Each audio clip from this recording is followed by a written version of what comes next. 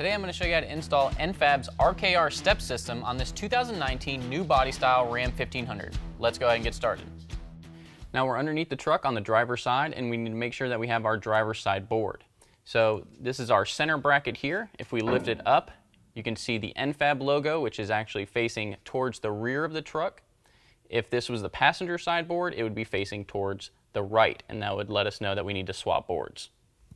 Once you know you have the correct board, we're going to lift it up and then just place it over our studs. Now, if you haven't had running boards on this truck before, these studs might have come painted, in which case you're going to need to clean that paint off before you do your installation.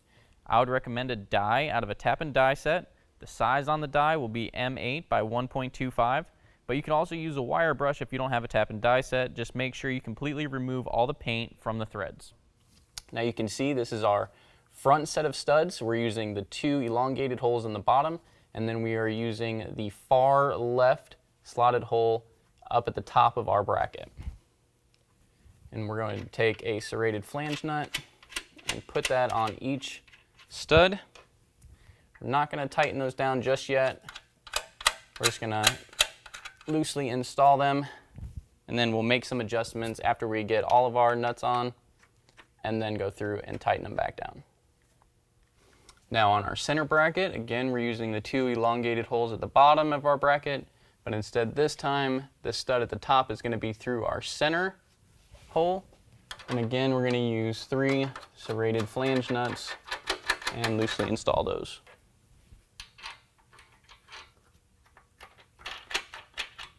The rear bracket is going to be similar to the front. Again, we're using the 2 elongated holes at the bottom, and the top stud is going to go into our far left slot.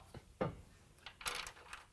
going to install our provided flange nuts and then adjust our board.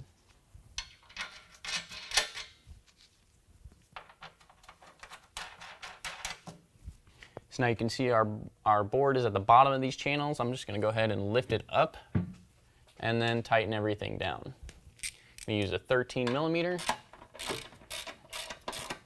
Now when you're tightening these, you don't want to go too tight. You just want to snug them up.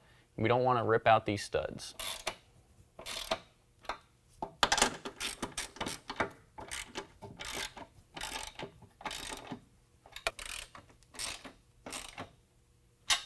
Now I'm going to move to my rear bracket, again pushing up on the board and tightening down our 3 flange nuts. Now I'm going to move to the middle bracket.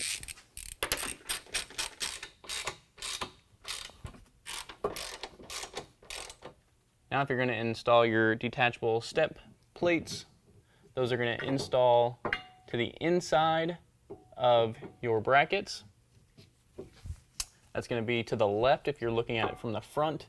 You're going to use a provided bolt, go through the outside to the inside. You're going to do that on both sides, and then use a provided nut on the end. And you're going to tighten these nuts to 40 foot-pounds. I'm going to use a 19 millimeter wrench and ratcheting wrench to tighten these down. And again, we're going to tighten these down to 40 foot-pounds.